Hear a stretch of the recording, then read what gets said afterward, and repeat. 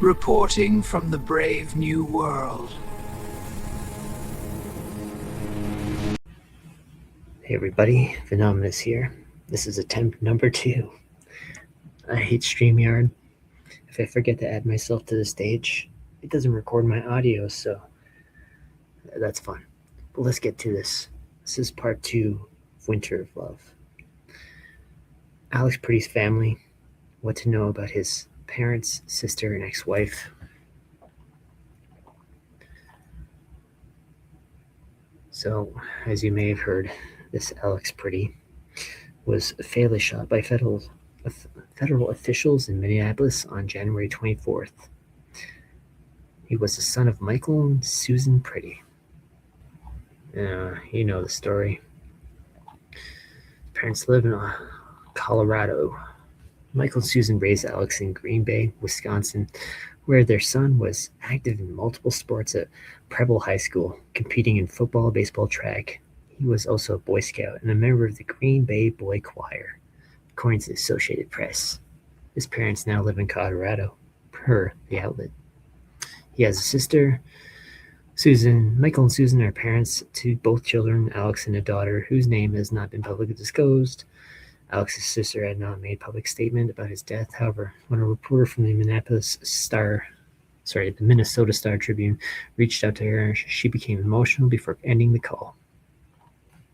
Alex was formerly married, according to the Associated Press. His ex-wife, who didn't want to share her name publicly, hadn't spoken to him since they divorced more than 2 years ago, and she moved out of Minnesota. After Alex's death, his ex-wife said she was not surprised by the reports that he had been present at demonstrations tied to President Donald Trump's immigration policies. Alex had taken part in protests after the 2020 killing of George Floyd by a Minneapolis police officer, which occurred near where the couple once lived, she said. So we got another connection to George Floyd, like with Renee Good, who was only blocks away from where the George Floyd incident occurred. This too has a George Floyd connection. And we'll get into that further in this video in a bit. While she recalled that Alex could be outspoken towards police during protests, she emphasized that she never considered him physically aggressive. She also said he obtained a permit to carry a concealed firearm roughly 3 years ago and owned at least one semi-automatic handgun at the time of their separation. There's a parent's statement. So, aftermath of the death, Michael and Susan issued a statement expressing both grief and anger while pushing back against claims from Trump administration officials, including White House Deputy Chief of Staff Stephen Miller, who labeled their son a domestic terrorist. Per the NBC News, quote, "The sickening lies told about our son by the administration are reprehensible and disgusting. Alex is clearly not holding a gun when attacked by Trump's murdering and cowardly ICE thugs." The statement read, He has his phone in his right hand, and his empty left hand is raised above his head while trying to protect the woman ICE pushed, all while being pepper sprayed. The family ended their message with a plea of accountability and accuracy. "Please get the truth out about our son. He was a good man." Now, you'll see the word good a lot in all of this, because there's significance to it. Just like with Renee Good.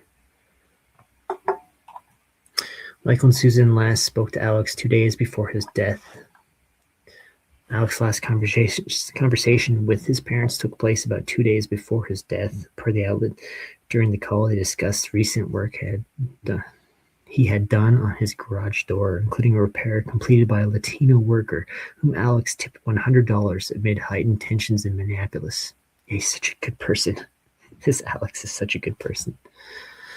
Michael and Susan were aware that their son planned to attend protests in the city and said they urged him to stay cautious. "We had a discussion with him 2 weeks ago or so, that go ahead and protest, but do not engage, do not do anything stupid," basically. Michael told the Associated Press, and he said he knows that. He knew that. Now, this article's got more interesting connections. Alex Pretty's life and death in Minneapolis. A genuine person. A good person. Jean Trebus's dad was a Vietnam War veteran and in the throes of metastatic prostate cancer when his family first met Alex Pretty. He was admitted to the Minneapolis VA Medical Center on December 8th, 2023, and Pretty became his nurse for a week-long stint when he moved to the ICU. His daughter said he died January 6th, 2024. We got another Jan 6 reference. We had the George Floyd reference. Now we got Jan 6th. If you remember with Renee Nicole Good, the license plate said J6. Sorry, dog's barking. But yeah, you got 2 January 6 mentions there. One more subtle than the other. He was patient. He answered all of our questions. He was a genuine person, and it was obvious that he truly cared about what he was going through. Jane Trebus recalled about Pretty to USA Today over Facebook Messenger. Other family members of Pretty's patients and friends are now remembering a man they called a good person. Pretty died Jan 24th when he was fatally shot by U.S. Border Patrol, blah, blah, blah. Never had a bad interaction. Never. Pretty was raised in Green Bay, Wisconsin, an industrial city home to the NFL's Packers that sits at the mouth of Fox River. He was in the Green Bay Boy Choir, among other youth activities. As a young man, he acted with the Preble Players Theater, a performing arts group at Green Bay Preble High School. Now, green is very significant in all this stuff. And there's another video I'm going to do that's going to touch deeper into that, the green symbolism. But this one's more about the good symbolism.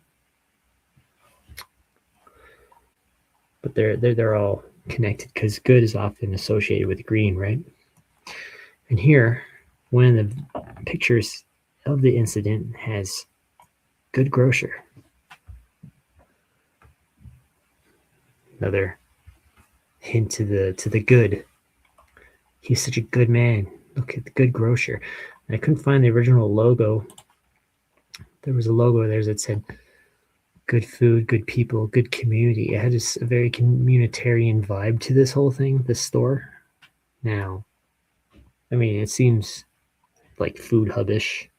It's not technically like a food hub, but it's similar. Give me those vibes pretty strong. Let's move on. So he talks about his university buddy who cares, his friend Heather Zelinsky, says he was a vegan, blah, blah, blah. Now, look at the high school he went to. Of course, got the green colors, but notice the bee is there. It's a mascot, I guess. Now, the bee symbolism is pretty strong in some of the messaging, and we'll get into another video. We're not going to cover the bee, but just there, that's another. Put it in the hat there. Stick a pin in the hat on that one. The hive mind symbolism with the whole good, the communitarian good. Be good. Anyways, he was a compassionate person as he could be. He's such a good person. That Pretty, so good. I'm happy that I held on to it. Oh, wait, I missed a part. Jane Trebus was leaving the hospital one night when she asked Pretty for the number to check on her dad. He handed her a business card with the unit phone numbers. She carried the card on the back of her phone to this day. I'm happy that I held on to it, Trebus wrote to USA Today. The family nominated Pretty for a Daisy Award, which celebrates nurses for excellence in care. Now remember, with Renee Cole Good, she won an award for her poetry. So they both similarities there. They both got Well, he was nominated. More, reward stuff. Nearly a year after Travis' dad died, Pretti cared for Mac Randolph's father, Terry Randolph, during the last days of this life at the Minneapolis VA. He spent 3 or 4 days in the ICU and explained everything that would happen when they turned off the oxygen. Randolph recalled to the Minnesota Star-Tribune, he was a compassionate person, as he could be. And there's a video of him doing, military tribute to the deceased. It's pretty boring. So we'll move on. Christy Noam playing her part, calling him a domestic terrorist. Now, the shooting took place after immigration authorities in the city fatally shot Renee Cole Macklin Good, 37, on January 7. Administration officials have criticized leaders in Minnesota over a large fraud scandal that officials say is linked to a group of Somali immigrants. Counting his bullet wounds, witness detailed Pretti killing in court filing. 5 years after the death of George Floyd, and just over 2 weeks after Good's death in Minnesota, a divided country is trying to make sense of another loss of life on Midwestern Street. Now, this is just, it's too funny. When they say it's just over 2 weeks between Good and Pretti, it's actually 17 days. Yes, the 17 is thrown in there subtly, but it's there. Saturday morning, and his death dominated the headlines. He was a good person, she said. Who said? Oh, Zelensky. Blah, blah, blah. All right. So here's the Sylvie, his schoolmate. I want them, this is a message to people, I want them to be kind to each other and to care for each other and try to make the world a better place. To Sylvie said, to live kind of like Alex did, because he's such a good person, right? So the way they do these psyops is, one of the indicators of a hoax is the trickling down of information, or more and more footage becomes available. Now, I'm sure you've all seen the original footage of the shooting. I don't feel like playing it again over and over, but here's another angle that they've now provided from Akela Schultz. Given this, they want us again to be afraid of them. They want us to be scared, intimidated into silence. I can lose my safety. I can lose security.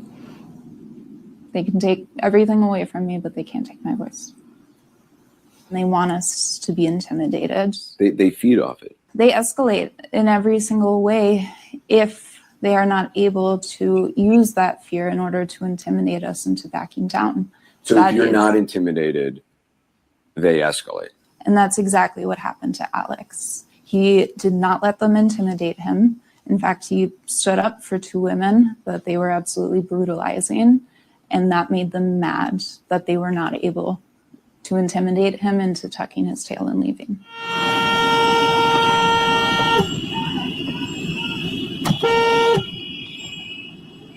Your camera is actually the closest camera to that moment of the Border Patrol guy shoving these women onto the sidewalk. But it's the closest, and you have the closest vantage point of them being pepper sprayed.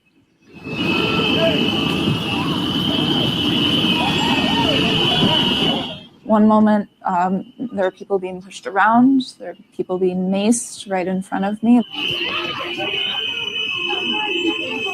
The next thing I know, it's gunshots.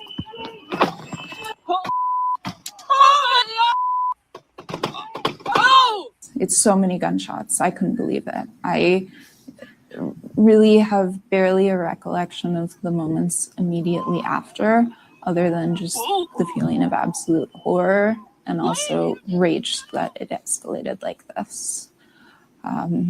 So they backed up, and I was sure he was dead. You're scared, but you're still standing up. Yes, I think it's so important. Now is not the time to stay silent in this for anyone at all. Increase. They want to. Such a brave person. And like, isn't it the most useless footage you've ever seen? Right when the shooting happens, she moves the camera so you can't see anything. Perfect. Good job. You're excellent. So yeah, there's the original footage, and you can see she's in the car there. I don't know. It's kind of, this is not the best quality, but she's right there holding up the camera. Well, she's not holding up because he's already been shot. She was holding the camera up, but when the actual shooting occurred, that's when she failed to do it. Proper documentation. So if this was a real shooting and it went to court, I mean, what good is that footage if you don't catch the actual crime, right? Anyways, so she's a terrible crisis actor. Here's another shitty crisis actor. People. The federal government says that they are investigating what happened. Have you been contacted by anyone from the federal government? FBI?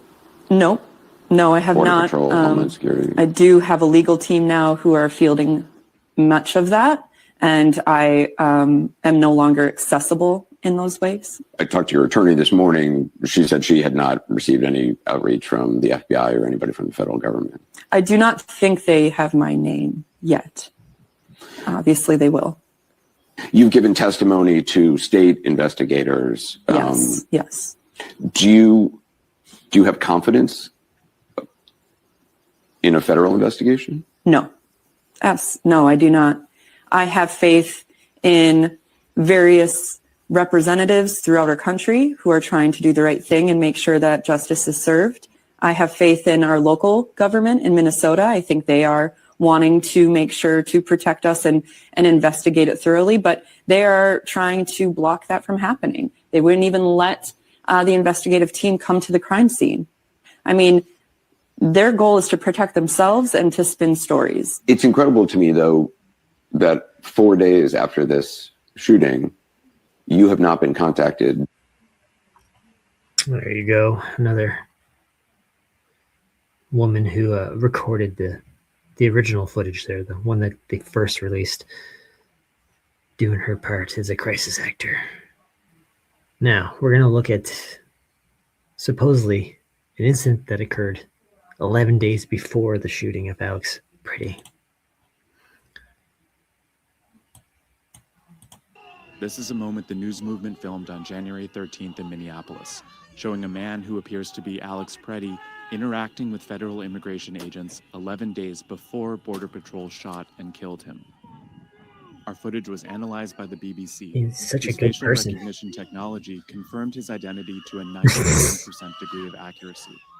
Oh, that's too funny. We gotta watch that again. On the morning of January 13th, BBC, Watch him try to run whose away. facial Great. recognition technology confirmed his identity to a 97% degree of accuracy. Nope. BBC, whose One more facial time. recognition technology And confirmed his nope. identity to a 97% degree of accuracy. On the morning of January 13th, our team received a tip that federal agents were blocking a street at the corner of East 36th and Park Avenue in Minneapolis. We arrived around 10:15 a.m. We saw observers shouting at the agents as they walked back to their vehicles. When they started driving away, the man kicked their taillight. An agent then got out of the vehicle, grabbed him, and pushed him to the ground.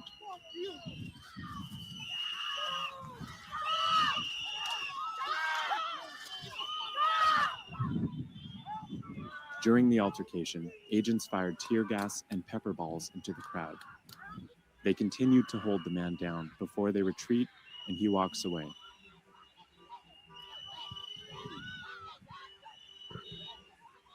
The man in our footage is wearing a similar outfit to what Pretti was wearing on the day he was killed.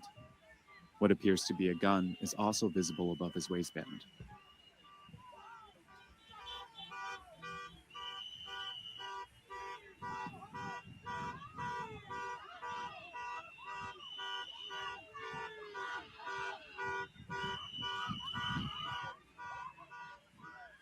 Here, he continues to stand at the scene.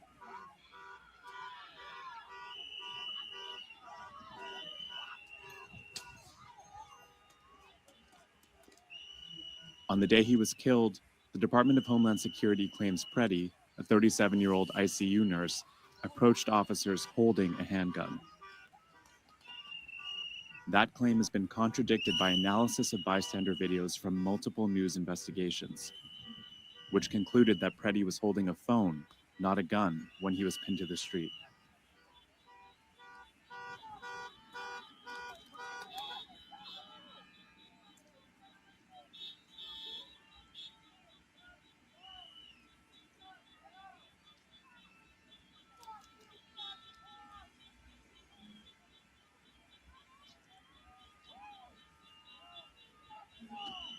Shortly after the altercation we filmed here on January 13th, federal agents drove away. Soon after that, we left the scene. Showing The altercation makes no sense if you like, just look at it. Right? So he goes up right away, destroys their property. What do? They run out to confront him, take him down. There's a brief struggle.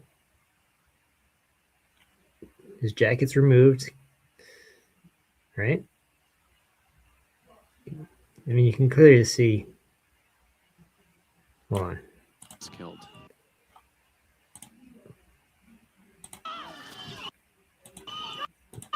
Oh, it's so blurry. Oh, come on, record During it the- properly. the Jesus. Why are people like, why is this happening?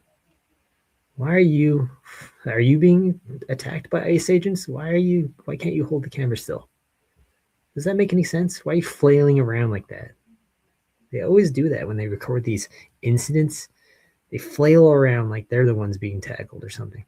Anyways, his jacket's stripped off immediately, completely exposing his so-called firearm on him. You can't see it very well, but it's right there. All they do is basically help him take off his jacket, as far as I can tell, and then just let him go.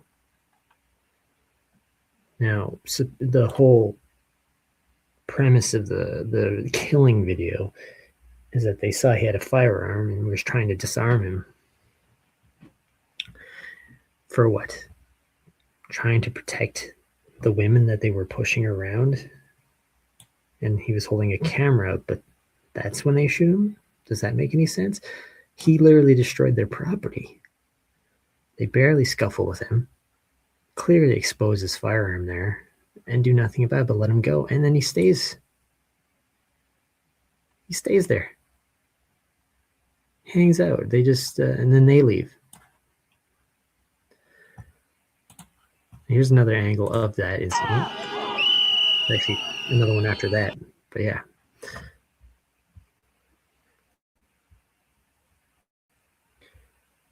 All right. They don't show you him kicking it in this video because framing is everything. All right. They grab him hilariously. Put him down. Take his jacket off. Almost like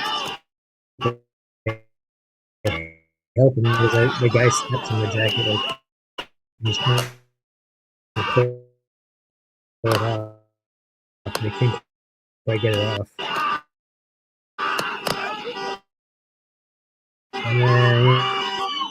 No reason. Just let him go.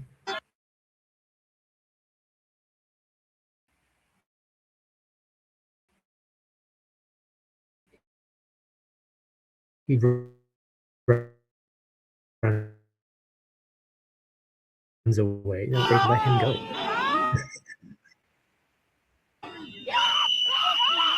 Nothing happens. Nothing happens.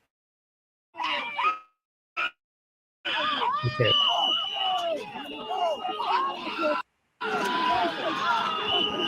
So playing with parts, acting fake mad. There he is again with his gun. Right there. They could clearly see the gun when they ripped his jacket off immediately, because it's very important that everyone can see the gun in this video, right? And to show a different reaction,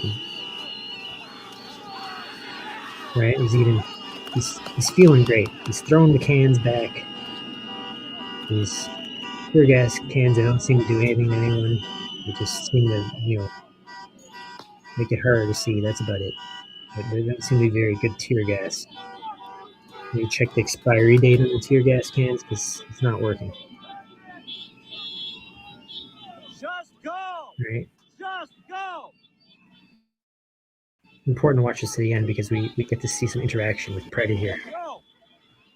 Pretty good. Psyop. Alright, and he's still talking shit.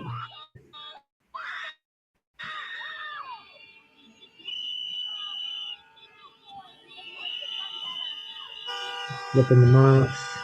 They leave casually because the filming is done for them. Good job, boys. And now we see him interacting. Not quite sure what he says. Yeah, oh, he's okay, yeah. I'm okay. Are we all okay? Are we all He feels great, right? Not me. Thank Now, there's another angle of that. Oh, wait, that's not it. Wait, where's my other video? Is this it? Yes. All right. Turn it down. It's unnecessary. Watch. Here's Alex Pretti. I keep calling him Pretti, but we all know it's Pretty. He's running in. He just runs in. Watch. There he is. Scurries on over. Immediately goes from 0 to 60. He had to rush over to get to recording. Who's this person recording for 19 minutes straight? 20 seconds, almost 20 minutes.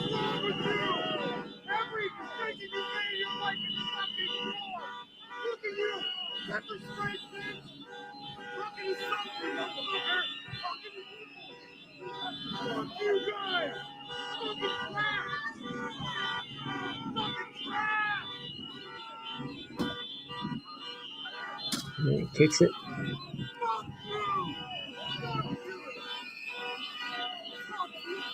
Now we can't see the scuffle very good. Of course, the person with the camera can't seem to hold the camera still very well, as typical. And scuffle with him. Same video, same interaction. No doubt about it.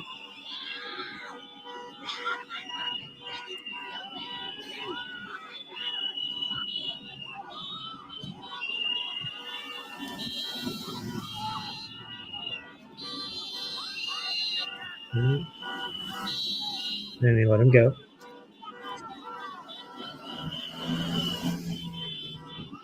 And once that's done recording, this person decides to end their video in about a minute.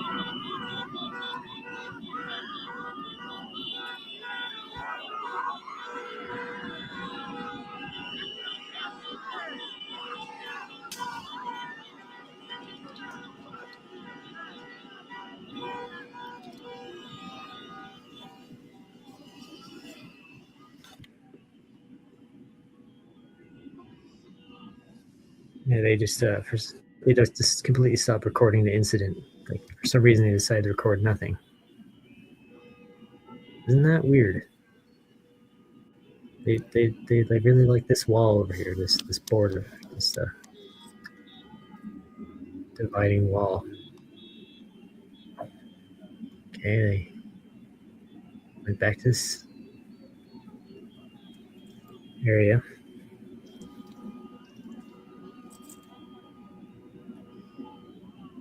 And they start to make their exit because they did a good job recording. They're playing the parts, yeah, just good camera work. Yeah, I really like this wall here. It's very nice. It's very nice. Fence there. Good work. But yeah, as you can see, it's nothing. So just watch. Nothing happening really. People standing in the corner. Very minor interactions until Buddy shows up right on at the, what is it, 16-minute mark? 16 and a half minutes. Just nothing until we get to that where he runs onto the scene. There, right at 16:48, he pops into the scene, runs as fast as he can, goes from 0 to 60. Incident occurs, and then the person filming after that wraps it up. After 20 minutes, almost 20 minutes, most of it nothing. It's like they were stationed here to capture this angle. But yeah, there's that angle. Oh, here's something by Megyn Kelly. On Sunday, Vice President J.D. Vance wrote on X, quote, "This level of engineered chaos is unique to Minneapolis. It's the direct consequence of far-left agitators working with local authorities." He's right. According to data collected by the Nonpartisan Transactional Records Access Clearinghouse, ICE arrests and detains far more illegals in Texas than any other state, around 17,000. Makes sense given its border state location. And NBC News Tracker finds there are around 1,700 detainees in Minnesota. Think of it. Not 17,000, just 1,700 in Minnesota. But all the attention in Minnesota right now. Why? Why? Good question. Why? Notice the 17 drops. Anyways, I like that. That was good. So, that interaction that I just showed you with Alex Pretti was supposedly when he broke his rib. Alex Pretti broke rib in confrontation with federal agents a week before death, sources say. Federal immigration officers have been collecting personal information about protesters and agitators in Minneapolis, sources told CNN, and had documented details about Alex Pretti before he was shot to death on Saturday. It is unclear how Pretti first came to the attention of federal authorities, but sources told CNN that about a week before his death, he suffered a broken rib when a group of federal officers tackled him while he was protesting their attempt to detain other individuals. The statement, they didn't look like they were attempting to detain anyone in that video, but I digress. Especially Alex Pretti. They let him go. No problem. Pretti's previous encounter is another reflection of the aggressive approach federal agents are taking with observers and protesters, a philosophy underscored by the request for agents to collect information about protesters whose activities are broadly protected by the First Amendment.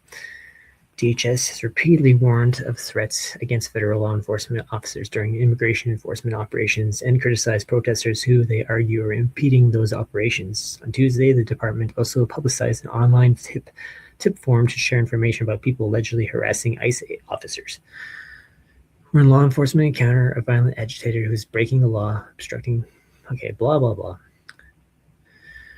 The earlier incident started when he stopped his car after observing ICE agents chasing what he described a family on foot and began shouting and blowing his whistle. He didn't blow a whistle at all, but anyways, according to a source who asked not to be named out of fear of retribution. Pretti later told source that 5 agents tackled him and 1 leaned on his back. No, they didn't. An encounter that left him with a broken rib. The agent quickly released him at the scene. That day, he thought he was going to die. Right, yeah, he looked really scared for his life. Okay, so previous agents had informally shared information about protesters and agitators with each other, the memo said. Pretti's name was known to federal agents according to a source, though it's unclear whether the new intake form was used to share his information. It's also not clear whether the federal agents who encountered Pretti on Saturday recognized him before they confronted him, eventually wrestling him to the ground, taking a gun from his waistband, and then fatally shooting him. Some Trump officials have spoken publicly about the idea of creating a database of protesters, though it's not clear what ICE has done with the information collected through the forms circulated to agents in Minneapolis. One thing I'm pushing for right now, we're going to create a database, whatever. Okay, so he broke a rib. Does he look like he broke a rib in that interaction? Let's see, because pretty sure he looked pretty much okay here. You okay? You okay? If you broke your rib, wouldn't you have your hand to your side? Just indicating some kind of pain. Was he? This is such a good person. Is he like a man of steel kind of good person? He's like, stands up for the weak, the poor immigrants. He's Superman. I don't know, as far as I can tell, when you break a rib, you need at least 6 weeks rest. Like, to take it easy. You don't just, 11 days later go and get shot. You take a break. But we saw no indication he was hurt in this thing at all. And they claimed that they leaned on his back, but he never even was flat on the ground. He was on his hand, his on all fours the entire instant there. Just time to take off the jacket, expose that he had a firearm on him so we could all see the footage, and then let him go. And he was more than fine. Never indicated, never a sign of injury. I guess because he's Superman. Superman Pretti. No indication of injury whatsoever, but he thought he was going to die there. Just that's why he stuck around and continued to swear at the officers, right? Because he thought he was going to die, and he had a broken rib. And yeah, you know how it goes. This is the area where he was shot, supposedly, on Nicollet Avenue. Now, the whole Nicole thing is actually very important. We'll have to delve into it in another video, but there's a whole thing with Nicholas, Nicole, Nick, and it means was it victory of man or something like that? Anyways, besides that, there's a lot in all these incidents, but I digress. So who is Alex Pretti? Let's quick look at this turd. So, just like Renee Good, both Minnesota, 37 twins, twin ages. But yeah, now we've covered Pretti. Let's take a quick look at Good, because there was a part in it I failed to cover last time. Was something pretty interesting. She's found dead. Gunshot wounds were not immediately life-threatening. One bullet struck Good on her left forearm. And another bullet entered her body in the right breast, but did not penetrate major organs, according to the report. Third bullet struck Good on the left side of her head and near the temple, exiting on the right side of her head. Autopsy said Goods also suffered a graze wound, consistent with a firearm injury, but no penetration. That would suggest 4 shots, and there was definitely only 3 shots. I mean, that's all I've ever seen the reporting, and I remember in the video was 3 shots. How is there 4 shots? Because that's indicates another shot with the graze wound. But whatever. No, that's authentic anyways. Now, where was it? There's something of interest here. Yes. Good's family is accusing federal immigration officers of killing the Minneapolis woman as she attempted to follow agents' instructions. They have hired the same law firm that represented George Floyd's family to press for answers and accountability. All these trio here. I think that's basically the only interesting thing about this article. Oh, interesting. This is something we'll be covering in another video, the man with the skeletons, but not today. So she, this woman, I don't know if it doesn't matter. Anyway, so we got Renee Good, right? I just wanted to touch in on the fact that her lawyers are the same people who represented George Floyd. Another connection. Now, something I missed, like I didn't miss it, but I forgot to include it in the previous video, was the shark and dinosaur that were in the scene of Renee Good's shooting. Yes. Shark and dinosaur. We've got our 333. There's the dinosaur. And the shark. Confirm. We can go to Google Maps, and we have the footage right here. This is not in wintertime. Got the dinosaur. We got the shark. Now, we think, I'm going to go back here for a minute. Funny, this later, there's a little dinosaur in this scene. You got the T-Rex and then a little Bronchosaurus. Doesn't seem to be there in the map. So it was later added at some point in the more recent incident with Renee Good. But as I believe I previously reported on, Renee means rebirth or reborn. Well, the latest Jurassic Park movie is called Rebirth, I think he's executive producer Steven Spielberg, but he was the director of the Jurassic Park movies, the original 3. And he was also famous for Jaws, the Jaws movie. Now I had to archive this. Like I had to find this in the Wayback Machine. Summer of the Shark.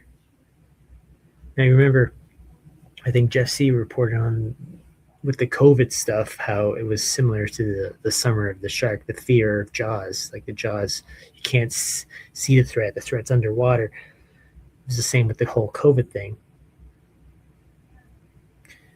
And I believe Summer of the Shark came up a lot. I remember that I've always sticking to me the Summer of the Shark. And here's an article. It's about 8 pages long, just covering the whole thing with Jaws, details about it. And they titled it Summer of the Shark. Now, something else I learned, Summer of the Shark was actually was a thing back in 2001. It was in all of the media. The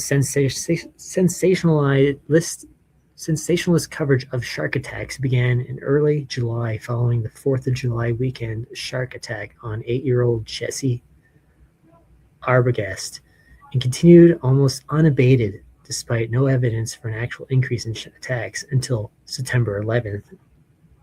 So September 11th terrorist attacks shifted the media's attention away from beaches. Summer Shark has since been remembered as an example of tabloid television perpetuating a story with no real merit beyond its ability to draw ratings.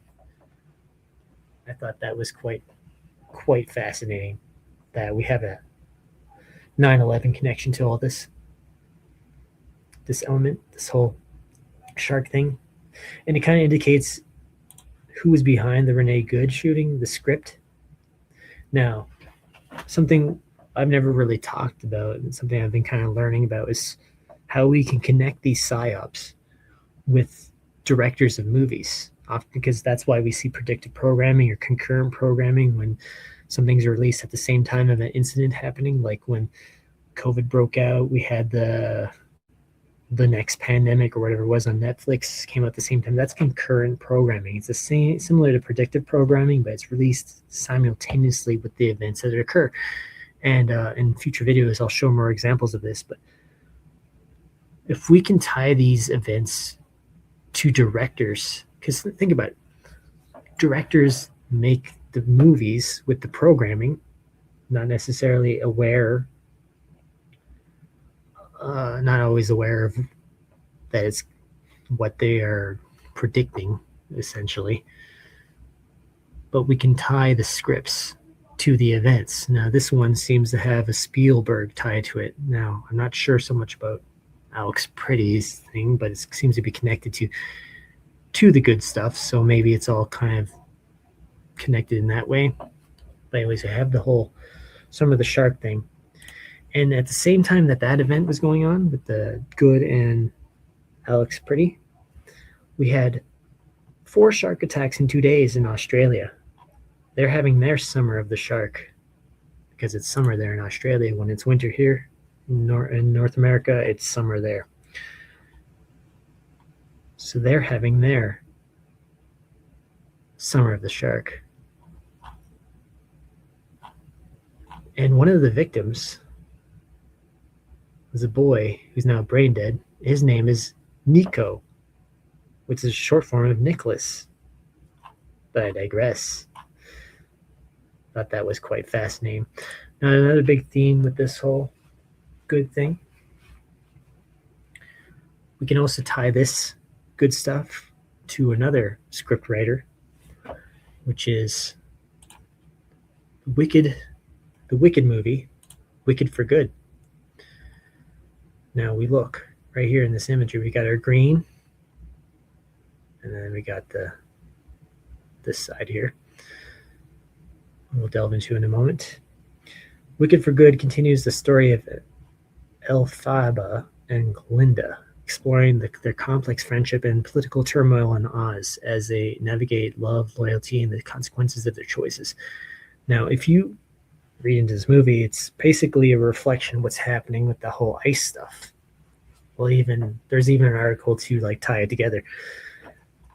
So Wicked for Good, second part of the cinematic adaptation of the acclaimed Broadway musical Wicked. The story picks up where the first part left off, delving deeper into the lives of Elphaba, and the future Wicked Witch of the West, and Galinda, the Good Witch of the North.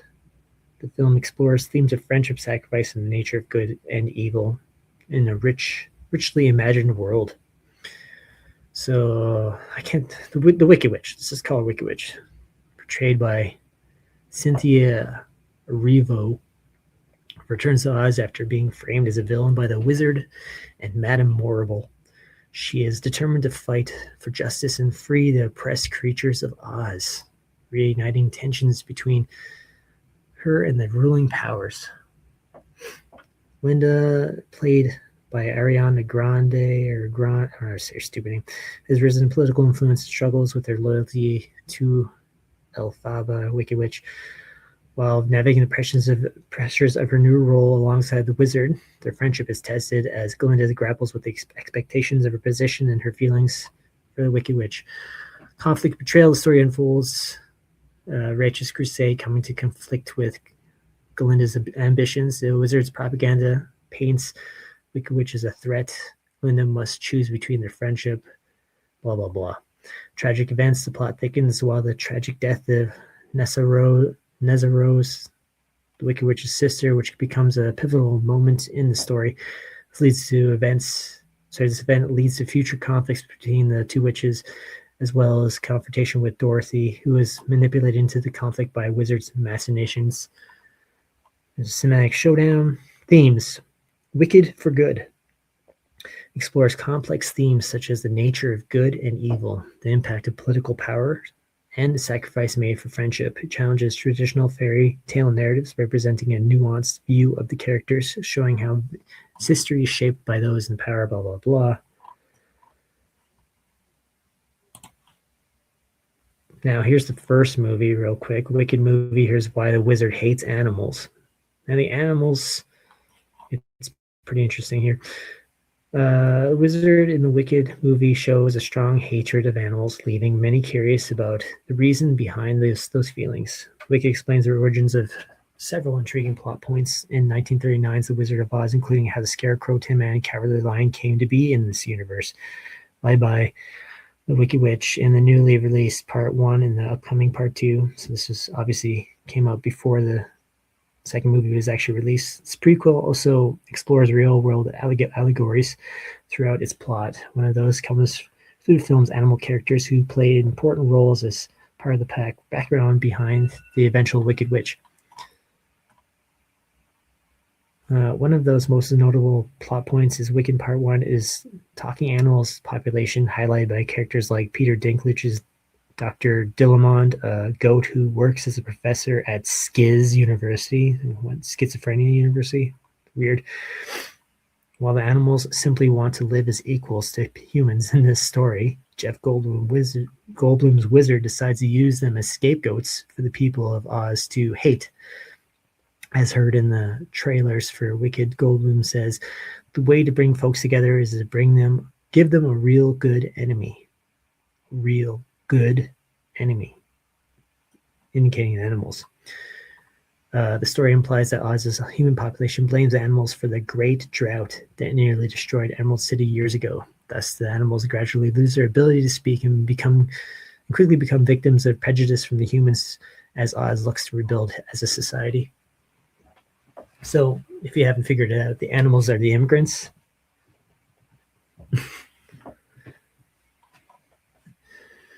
Yeah, so let's move on to Wicked for Good. Is one of the most political films of the year.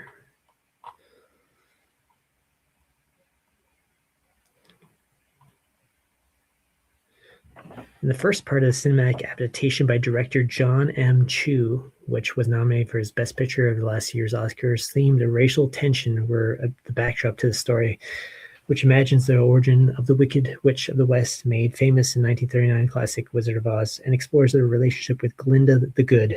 Glinda the Good. Let's just pop over here for a moment. Now look. The whole premise of this is that Glinda, the privileged, see how she's got a privilege bubble around her? Because the Wicked Witch's powers are limited, right? But Glinda has the powers to help. So she must use her white privilege, because she's white, in the Wicked Witch's color. She's the black people, like George Floyd. She's the white people, Renee Good and Alex Pretti, using their privilege. Well, we know Alex Pretti is not white, but anyways, I digress. They're the privileged people that need to help for good. Anyways, woven into the premise as questions about how we embrace or reject those who feel are other. We see Glinda at first denigrate green-skinned before warming up to her. The fragile bond is tested, however, when they come to discover that the feared and respected Wizard of Oz, who is the Trump character, Oz is Trump, just so you know, is in fact a grand manipulator who intends to use Elphaba to achieve his goal of silencing the enchanted animals of Oz, who are seen having their rights increasingly stripped away and losing their ability to speak. The wizard works with the Wicked Witch's teacher, Madame Morrible, to devise propaganda throughout Oz about the Wicked Witch, therefore bestowing on her the identity of a Wicked Witch. Concluding chapter raises the stakes and leans hard into another scorchingly hot political topic, immigration. In one scene, Bok from Munchkinland goes to the train station to fulfill his desire to travel to Emerald City and profess his love to Glinda. However, when he gets to the station, he's horrified to learn that animals and munchkins have been restricted from traveling and need a permit to do so. The policy was orchestrated by a newly appointed governor of Munchkinland, Nessa Rose Thorpe, who pines for Bok. The scenes depict dramatic, harrowing moments in which munchkins are blocked from being able to move about freely. Later in the film, some of Oz's animals are seen hidden in the basement within Wizard's Palace in Emerald City, locked away in cages. The scenes bear eerie resemblance to familiar images seen and stories heard from those affected by the Trump administration's unprecedented crackdown on undocumented immigrants. So there you go. This is concurrent programming happening at the same time. Predictive concurrent programming. So you can tell that that director is also part of the script writing for the real scripted events versus the fictional scripted events. It's no different. It's all part of a story. A good enemy doing wicked for good. I hadn't read the rest of this actually, so I'm just kind of skimming through. The backdrop really is political propaganda, whose truth is real kind of thing. Lightstone said, whoever is in control gets to say what the quote unquote truth is, what's real. The weightier scene is in for good will likely in equal measure hit home and stir some backlash, just as the film's first film did. But those who take issue with the film for getting political, frankly, have greatly missed the point of the work in all its forms. Lightstone recalled that the tour's directional team, led by John Mantello, and choreographers led by Wayne Colinto, would often use political events to help the company connect to what's happening on stage. They were always talking about connecting whatever was happening politically, even if there was something super specific, travel bans or this or that, to be able to have the cast connect with that, said Lightstone, who toured the show from 2006 to 2013, blah, blah, blah. Same goes for the films. Another scene in this weekend's For Good shows Elphaba standing over the hole in the yellow brick road leading to the underground tunnel. It won't be lost on many that in Erivo also portrayed slave labor liberator and Underground Railroad figure Harriet Tubman in the 2019 Oscar-nominated film Harriet. So, releasing just in time for award season to kick into full gear, Wicked for Good is a solid politically charged film company this year. One battle after another, directed by Paul Thomas Anderson, already at the forefront of the Oscar conversation, follows it down and out of former revolutionary whose daughter becomes a pawn in a conflict with a demented, racist old foe who is connected to a nefarious underground network. Other buzzy entries that have also hit on the political themes this year into Ari Aster's Eddington, a treatise on the pandemic, and a lot more. And Oscar winner Catherine Bigelow's A House of Dynamite, which angered the Pentagon due to its commentary on the U.S. nuclear capabilities and handling of its weapons. Escapism will always come into play for holiday moviegoers, but the prospect of a movie, even one set in the magical land of Oz, inspiring conversation about serious real-world matters affecting lots of families in season would be a change for all. Well, good. There you go again. That's the theme of this stuff. Good. And then you'll see in a future video, green is a very strong theme. Now we have this kind of interesting. The Wicked Munchkins seem pretty Jewish this time around. The musical sequel recalls Nuremberg laws in a scene added for the film. First they came for the animals, and I did not speak, for I was not an animal. Then they came for the Munchkins. The trade unionist Lollipop Guild was not exempt. Wicked for Good's the second and purportedly final installment of the big screen adaptation of the blockbuster musical is puffed up with a fair amount of additional material. Steven Schwartz penned new music. The role of the Cowardly Lion has been expanded and is voiced by Coleman Domingo, and in a sequence that recalls countless Holocaust films, the character tries to depart from a train station only to be turned away by an ununiformed official. When the character Bach arrives, he notices posted expanding previous travel restrictions on Oz animals to Munchkins. This is not Ozian. A Munchkin mother can be heard objecting. As a full citizen, she is shocked, as so many Weimar Weimar Jews were, by the sudden curtailment of their rights, wicked based on Gregory Maguire's novel, which is in turn based on one of the most visible franchises in film, was always a metaphor for fascism and a plea for tolerance. Producer Mark Platt, on his son's Jonah's podcast, said he saw the project as an extension of his Jewishness, and that in development, the creative team looked back at the Holocaust a lot. In the stage musical, the metaphor is mostly carried by animals, most notably Dr. Dillamond, a beloved scapegoat professor who, like so many Jewish academics under the Nuremberg laws, was stripped of his post. Dillamond is literally silenced, robbed, and his ability to speak in the film. Some still verbal animals are seen escaping through a kind of under brick railroad, recalling escaped enslaved people or contemporary migrants or refugees.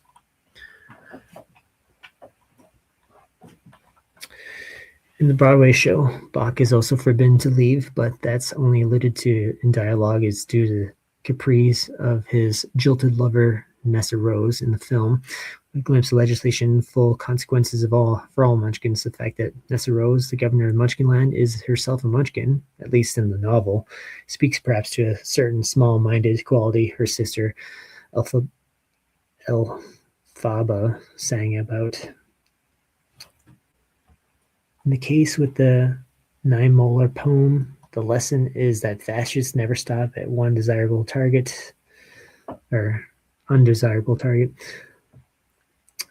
If you happen to feel in your gut that the Munchkin discrimination feels more pointedly Jewish than its animal-centric predecessor, I submit that it has much to do with the look of the Munchkins, with their red, frizzy hair being derived from Bach's Jewish actor Ethan Slater. There's only one problem with making Bach the basis for Munchkin phenotype, the greater avatar for Munchkins. He sucks.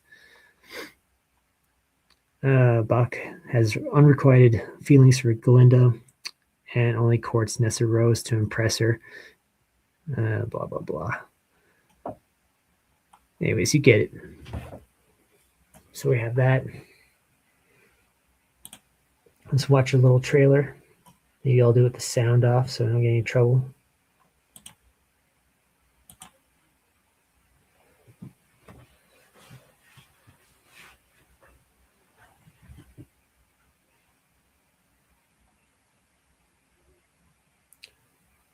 There's strong green and pink themes in this. There's our privilege bubble activated.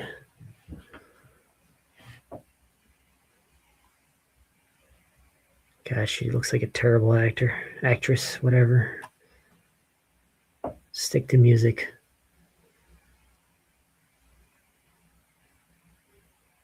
These are good and wicked.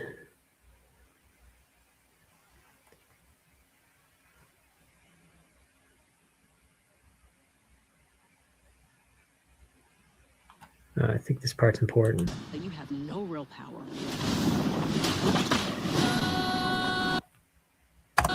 You have no...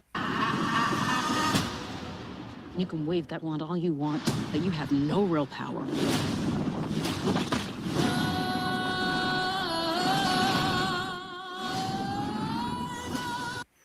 Yeah, I'm probably gonna get in trouble if I play that, like with the audio.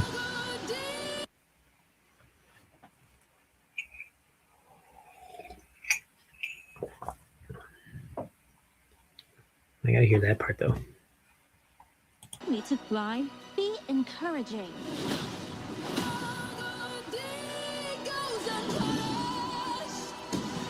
You can't resist this. Who could? You know who could.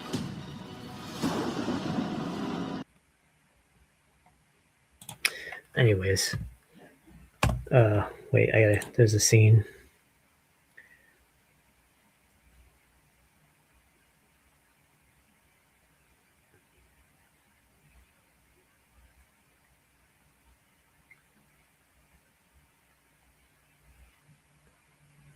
There.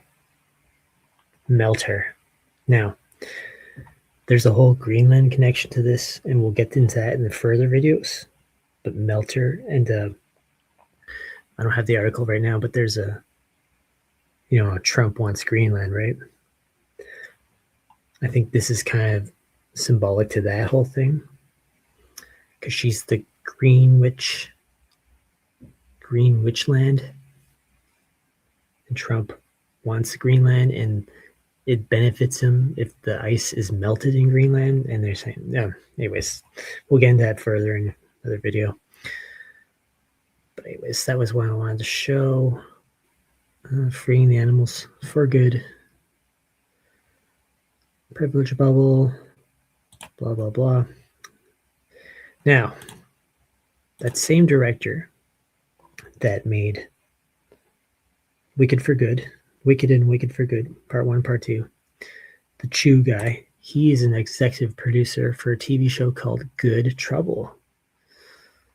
Here. Right here. Executive producers. John M. Chu. Wicked for Good. Plot of this one is taking shortly after the finale of The Fosters, Adam Foster's siblings, Callie and Mariana, relocated to Los Angeles to begin the next phase of their lives as they move into a communal living apartment building called Coterie.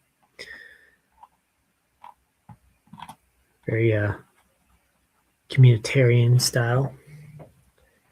And it's all about social justice matters. All the episodes deal with things like Black Lives Matter protests and shit like that. So we've got more programming there. Good Conscious, one of the episodes.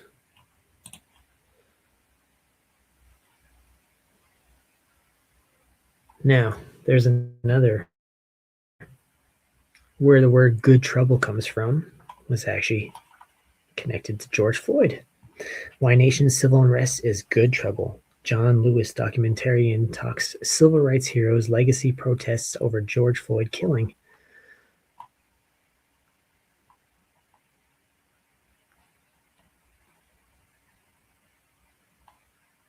Good Trouble.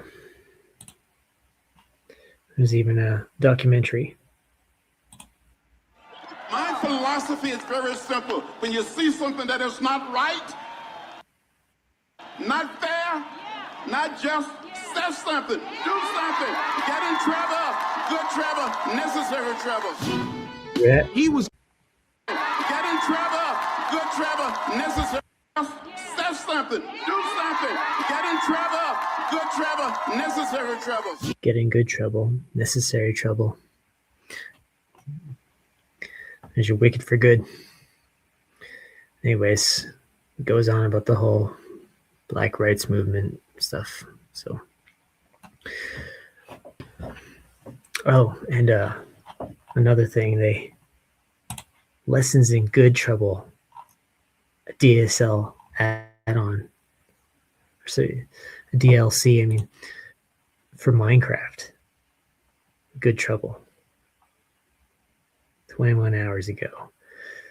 Minecraft Lessons in Good Trouble Civil Rights DLC is a free downloadable content pack for the video game Minecraft that recreates and allows players to experience important civil rights movements, including the stories of Rosa Parks, Nelson Mandela, Malala, Educational, blah, blah, blah. Black History Month announced that Minecraft DLC went viral that day, inspiring memes and discourse online, including some backlash from pushing political activism on children. The DLC drew similar comparisons to the MLK Fortnite March Through Time event from 2021. Wow. It's just, that's the theme, folks. Good trouble now. Everything's for good. Do wicked for good. Just wild. We should have George Floyd there. Do we? Do we dare? I don't think we need the music. Oh, this is funny.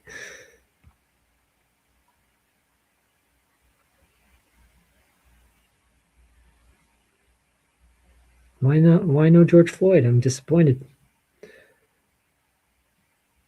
Guess he wasn't historical enough. Anyways, folks, that's it for this video. I thank you so much for your time and attention. I'll have another video coming out soon because I want to get it in before the Super Bowl. So I'm going to work extra hard to put it together. See, it takes a while to put these things together. I got to get all the articles in order. I want to get to the points that I want to get to. It's not an easy thing to do. So I very much appreciate your patience with me when it comes to making this content. I just hope you know that it's not something I take lightly. I don't just whip out videos every day covering inconsequential crap. We're tying it all together, folks, because we're trying to get to the bigger picture before things occur. And something is going to happen this Super Bowl. It's different this year. I feel like with all the Epstein stuff, it's coming out. It's kind of just a big distraction before the major event that occurs this Super Bowl. This Super Bowl is different, and you'll see when I do this video, there's something different about it. But I thank you so much again for your time and attention and patience with me. I hope you all have a great week. I'll catch you again soon. This is Anonymous reporting from the brave new world. Catch you next time. Be good. So how'd it go?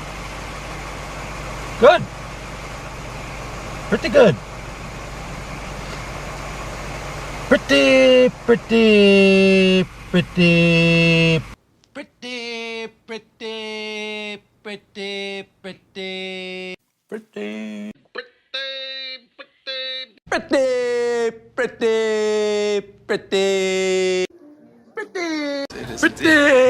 pretty, pretty, pretty, pretty, pretty, pretty, pretty, pretty, pretty good. Are you talking to me?